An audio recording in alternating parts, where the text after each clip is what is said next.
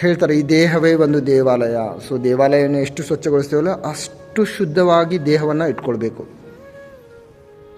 ಹೃದಯದ ಭಾಗವೇ ಗರ್ಭಗುಡಿ ಅಂತ ಹೇಳ್ತಾರೆ. ಹೃದಯದ ಗರ್ಭಗುಡಿಯನ್ನು ಹೇಗೆ ಕ್ಲೀನ್ ಮಾಡೋದು ಹಾಗೆ ನಮ್ಮ ಹೃದಯದಲ್ಲಿ ಒಳ್ಳೆಯ ಭಾವನೆಗಳು, ಧನಾತ್ಮಕ ಆಲೋಚನೆಗಳು, ಯಾರ ಮೇಲೇನೂ ಅಸೂಯೆ ಭಾವನೆಗಳು ಬೇಡ, ಯಾರನ್ನು ದ್ವೇಷಿಸೋದು ಬೇಡ, ಯಾರನ್ನು ಹಿಡಿತದಲ್ಲಿ ಇಟ್ಕೊಳ್ಳೋಕೆ ಪ್ರಯತ್ನಿಸೋದು ಬೇಡ. ಎಷ್ಟು ನಾವು ಹಿಡಿತದಲ್ಲಿ ಇಟ್ಕೊಳ್ಳೋಕೆ ಪ್ರಯತ್ನಿಸ್ತೇವಲ್ಲ ಅಷ್ಟು ಅವರು ನಮ್ಮಿಂದ ದೂರ ಹೋಗ್ತಾರೆ.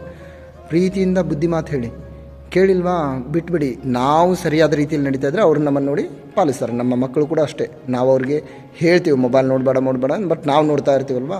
ಸೊ ಮೊದಲು ನಾವು ಸರಿಪಡಿಸ್ಕೊಂಡ್ರೆ ಆಟೋಮೆಟಿಕ್ ಅವ್ರು ನಮ್ಮ ಮಾತನ್ನು ಕೇಳ್ತಾರೆ. ಸೊ ಮನಸ್ಸೇ ದೇವರು ಅಂತ ಹೇಳ್ತಾರೆ. ನಮ್ಮ ಮನಸ್ಸನ್ನು ಆ ಗರ್ಭಗುಡಿಯಲ್ಲಿ, ಹೃದಯ ಎಂಬ ಗರ್ಭಗುಡಿಯಲ್ಲಿ ಕೂಡಿಸಿ, ಸೊ ದೇಹವನ್ನು ಸ್ವಚ್ಛಗೊಳಿಸಿ ಧ್ಯಾನವನ್ನು ಮಾಡ್ತಾ ಹೋದಾಗ ನಮ್ಮಲ್ಲಿ ದೈವಿಕ ಶಕ್ತಿಗಳು ಜಾಗೃತಗೊಳ್ತಾ ಹೋಗ್ತವೆ. ಎಲ್ಲರನ್ನು ಸಮಭಾವ ಸಮಚಿತ್ತದಿಂದ ನೋಡುವ ಒಂದು ಸ್ಥಿತಿ ಧ್ಯಾನ ಸ್ಥಿತಿ. ಹಾಗೆ ನಮ್ಮ ಸಂಪೂರ್ಣ ಗಮನವನ್ನು ಹಣೆಯ ಭ್ರೂಮಧ್ಯ ಭಾಗದಲ್ಲಿ ತೊಗೊಂಡು ಬರೋಣ.